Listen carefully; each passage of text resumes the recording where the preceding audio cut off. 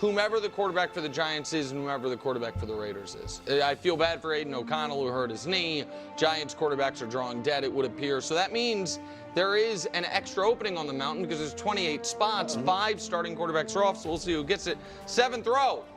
Aaron Rodgers back on the mountain. Kyler stays, but barely. Anthony Richardson in a bye. Jameis stays, but barely. I didn't think Cooper Rush played terribly yesterday. I actually watched that game thinking about Greg Jennings and how much he'd want to stick it to Brew. Derek Carr, he probably suffered a season-ending injury. Derek's been in the league a long time. I wanted him to finish the year on the mountain, so I bumped him up. That was nice. I did Sue's back. Danucci's back. And Michael Penix gets on the mountain by not playing. We will discuss that more later. 6th row. Don't you say I'm a Brock Purdy hater. If I was, why is he moving up? Brock Purdy right along the last 2 NFC Super Bowl representatives on the mountain, and the next NFC Super Bowl representative a year or so from now, Caleb on the mountain, all the rookies next to each other, and then Bryce. How about Bryce Young? I thought, good for him. And the numbers this week weren't overwhelming. If you watched it, it was really good, and he was a drop from Leggett away from executing a 98-yard go-ahead, late 4th quarter touchdown drive against Philly, so he moves up. 5th row.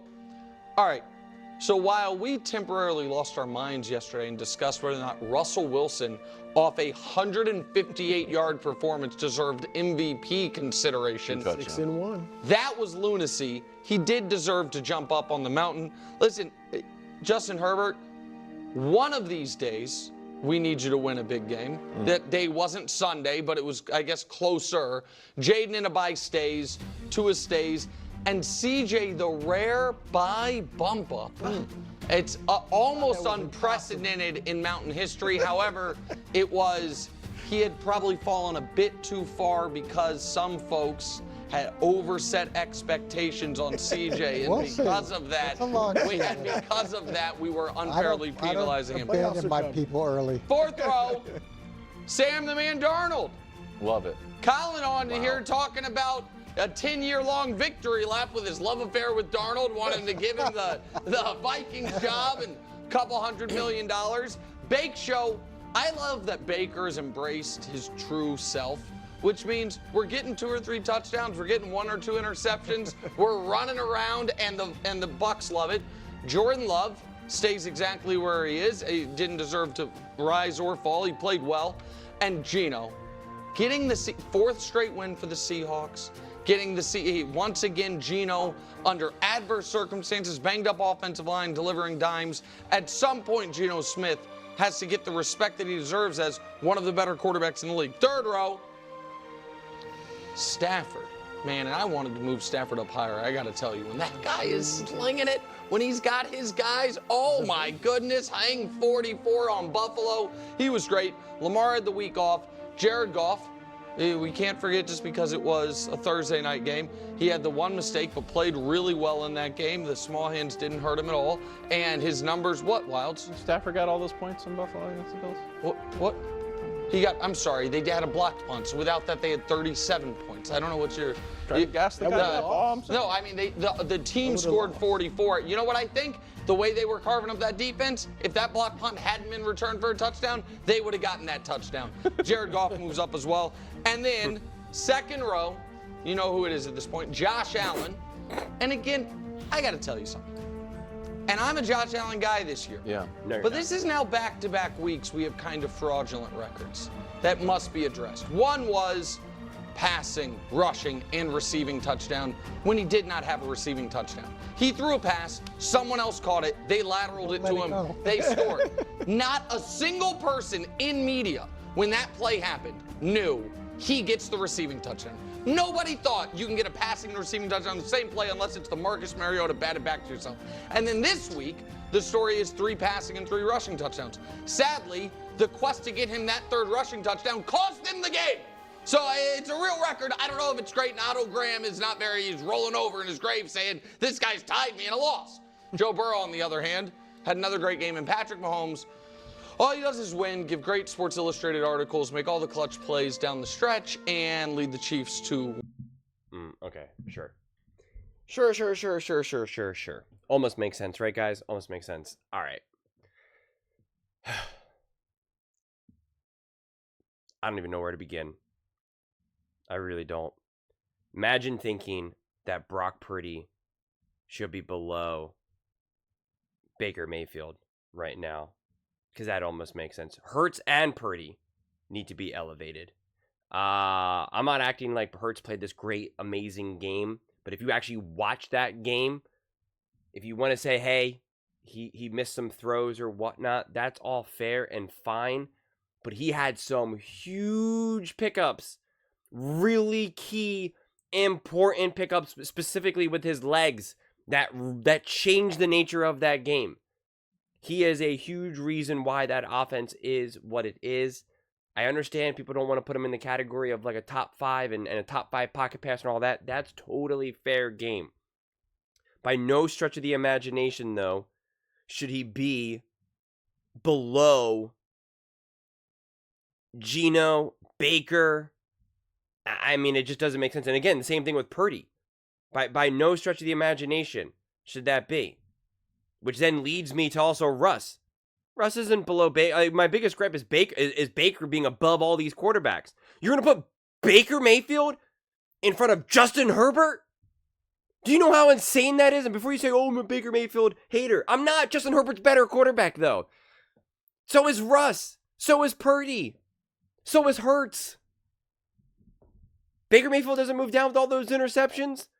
Doesn't make any sense. It makes no sense. I'm all for Stafford being up there because I think Stafford's that dude. And finally, Darnold is at least getting a little bit more respect. But Sam Darnold is a better quarterback than Baker Mayfield. I got in a fight with someone in the comment section about that. Sam Darnold is a better quarterback than Baker Mayfield. If you had to pick a quarterback right now, who are you picking? Jordan Love, Baker Mayfield, or Sam Darnold? Baker Mayfield's going to be the third quarterback that you pick. And it's night and day. It is night and day what these quarterbacks can do compared to Baker Mayfield. I am not saying that Baker Mayfield's trash. I'm not saying that Baker Mayfield should be at the bottom, that he should be next to Rush and Jameis Winston. That's not what I'm saying. But he is not as good as these other quarterbacks. He's just not. I'm sorry. Can he do some nice things? Yes, absolutely. But no. What does he have him as a top 10 quarterback? 1, 2, 3, 4, 5, 6, 7. He's got him top 8. That's absurd. Who are you going to pick, Baker Mayfield or CJ Stroud?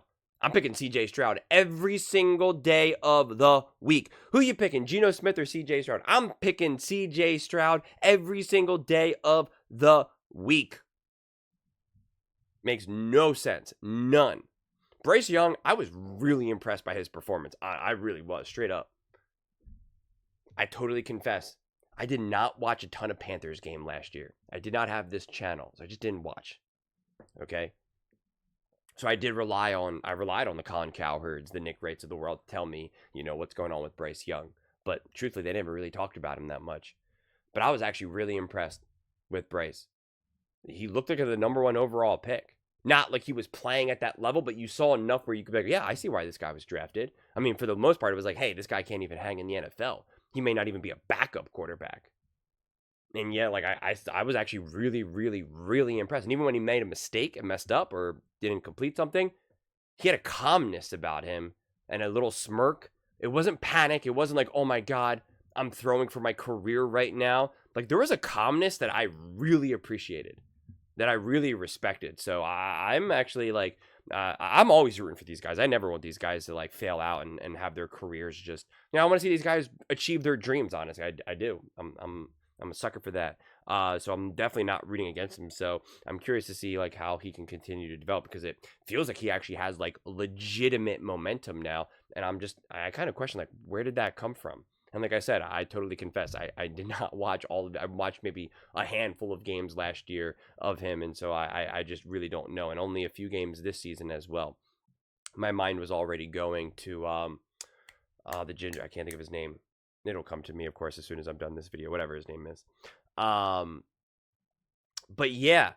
And the obvious is Josh Allen needs to be at the top of the mountain. This is just comically absurd at this point. I mean, it's just, it's just absurd. And again, I'm getting so sick and tired of having to say this in like every single video. Patrick Mahomes is one of the greatest quarterbacks in the history of the NFL. Patrick Mahomes is one of the greatest quarterbacks in the history of the NFL. Patrick Mahomes, for the last 2 years, has not been the best quarterback in the NFL. That's a fact. That is a sheer, indisputable fact. It's so funny to me how Nick wants to credit all these wins to Patrick Mahomes.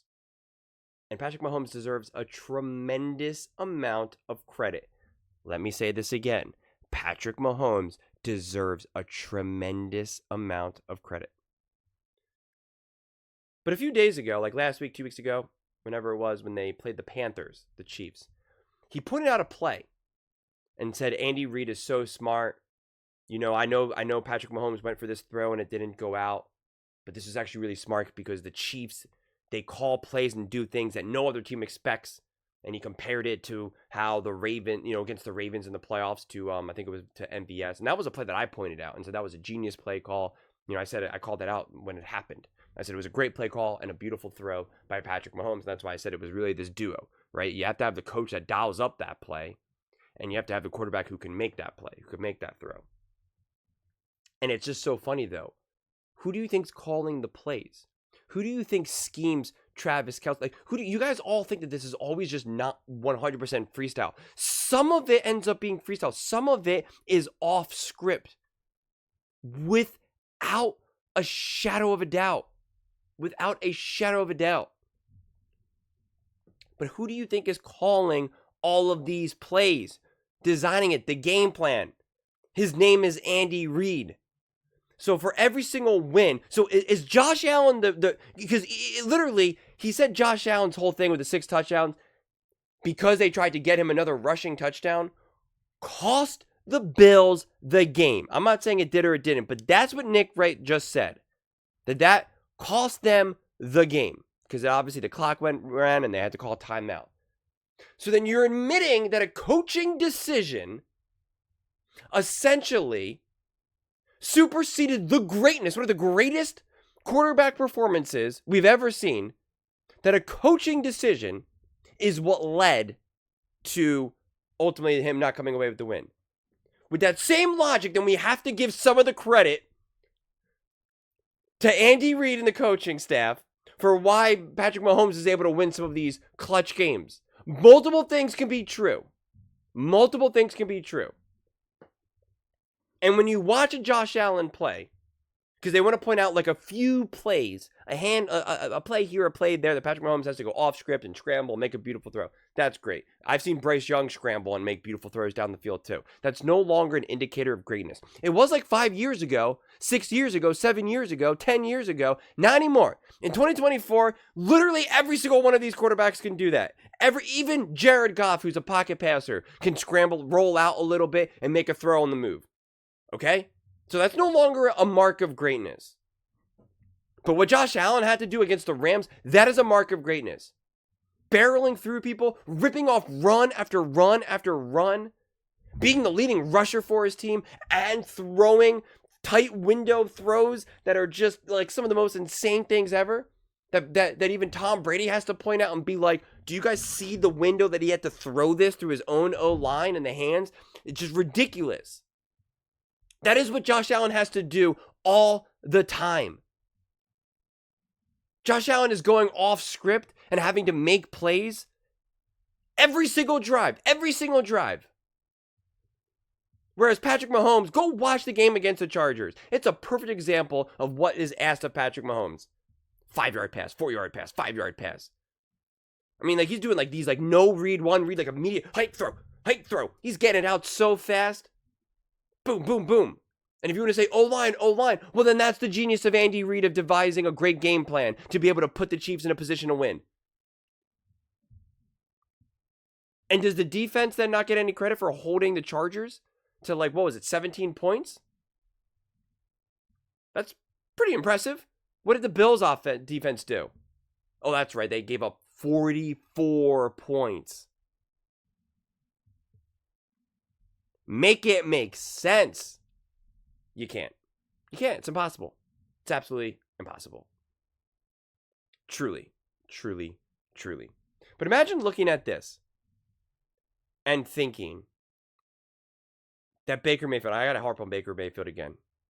And I love it. All the Baker Mayfield fans are going to hate me. I don't do it on purpose. I'm not a troll. I have no desire to bring on extra hate just for clicks and views. It means nothing to me. I actually don't enjoy it at all. But imagine thinking that Baker Mayfield is just one notch below, essentially 2 quarterbacks below Lamar Jackson. Do you know how insane that sounds? Seriously, do you know how insane that sounds? That doesn't even remotely make sense. You're going to go draft a quarterback right now. Who are you going to pick? Justin Herbert or Baker Mayfield? I mean, that's honestly hilarious. Even Russ, old man Russ. Russ is in his old man phase now, right? He's in his pop stage.